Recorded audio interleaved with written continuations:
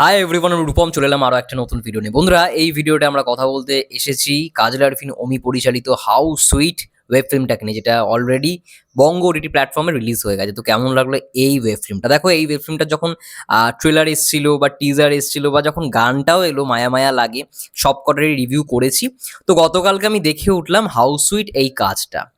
দেখো, আমার পার্সোনালি কাজটা দেখার সময় আমি ভেবেছিলাম অনেক কিছুই দেখবো বা নতুনত্ব কিছু জিনিস পাবো, বা কাজটা দেখার মানে যখন ট্রেলারগুলো আসে, ট্রেলার টিজার বা গানটাও যখন আসে, তখনও মনে হয়েছিল যে এই কাজটা নিয়ে খুব এক্সপেকটেশন, মানে হাইলি এক্সপেকটেশন তৈরি হয়েছিল, ভালো কিছু দেখতে পারবো। না, আমার কোথাও গিয়ে দেখার পর মনে হলো যে আমি ট্রেলারে যা দেখলাম সেটাই কোথাও গিয়ে পুরো ওয়েব ফিল্মটা জুড়ে একটু বাড়তি বাড়তি কিছু জিনিস অ্যাড করে, বাড়তি মানে ওই জিনিসটা একটু লং ইয়ে করে, ওই জায়গাটায় কি হলো, ওই জায়গাটায় কি হলো, যদি ভালো করে ট্রেলারটা লক্ষ্য করো বা টিজারটা লক্ষ্য করো, ওগুলোই মনে হয় একটু লং লং ফরম্যাট করে বানিয়ে এই ওয়েব ফিল্মটাকে দেওয়া হয়েছে।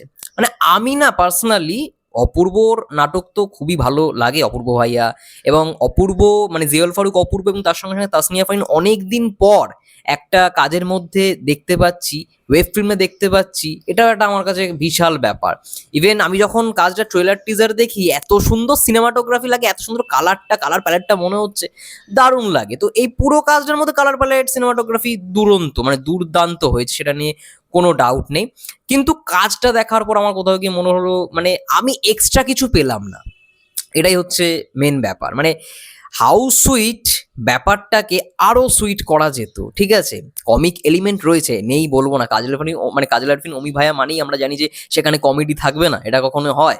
কমেডিতেই তো তার মেন জিনিস। এবং ব্যাচেলার পয়েন্ট, ওখানে একটা জিনিস রয়েছে, মানে ব্যাচেলার পয়েন্টের যে টিম, সেই টিমেই কাজল আরফিন অমি ভাইয়া প্রত্যেকটা মানে নাটক হোক বা ওয়েব ফিল্ম হোক সেখানে কাজ করার চেষ্টা করে। তো এইটার না সব থেকে ভালো জায়গা ছিল ক্লাইম্যাক্সটা, মানে এই পুরো কাজটার মধ্যে।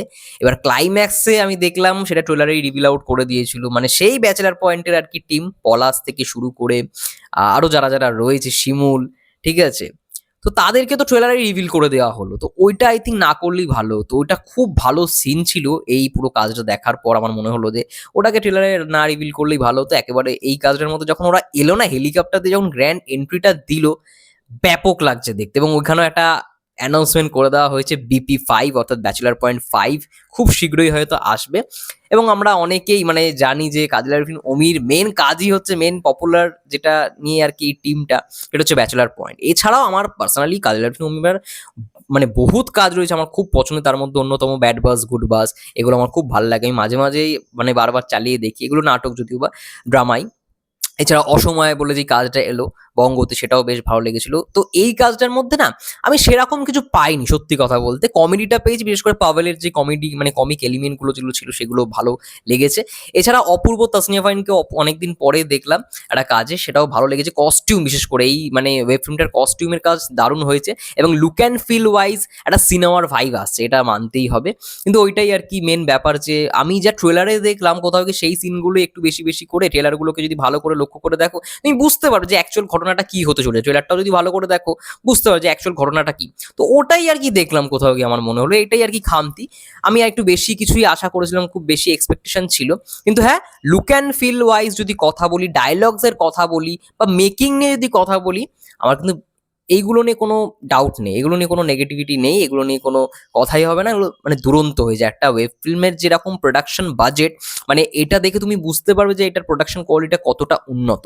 কিন্তু হ্যাঁ, যেটা বললাম আবারও বলছি, যে যেটা এক্সপেকটেশন নিয়ে দেখতে বসেছিলাম ট্রেলারের পর বা ট্রেলার দেখার পর যখন রিয়াকশন দিয়েছিলাম, বা মায়া মায়া লাগে দেখে যেটা মনে হয়েছিল, গানটা শুনেও খুব ভালো লেগেছিল, যদিও বা এই মানে কাজটার মধ্যে একটাই গান মায়া মায়া লাগে, এইগুলো ভালো লেগেছে। কিন্তু এক্সট্রা কিছু পেলাম না, আমার এটাই হচ্ছে খামতি লাগার দিক। আমি ভেবেছিলাম অনেক কিছু এক্সট্রা জিনিস হয়তো থাকবে, এক্সট্রা আমি সেরকম কিছু জিনিস পাইনি।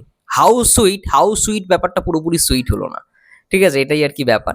যাই হোক, মোটামুটি ভালো ডিসেন্ট একটা কাজ। কাজল আরফিন অমি যেরকম ভাবে কাজ করে, কমিক এলিমেন্ট থাকে, কিছু মানে উল্টো পাল্টা সংলাপও থাকে, বেশ ভালো লাগে সেই শুনতে, সেগুলো শুনতে খুব ভালো লাগে।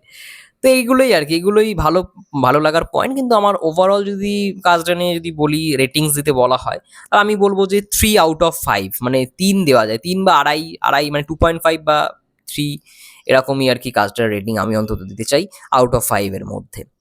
যাই হোক, এটাই ছিল মানে আমার মোট রিয়াকশন হাউ সুইট কাজটাকে নিয়ে। এটাই বলবো।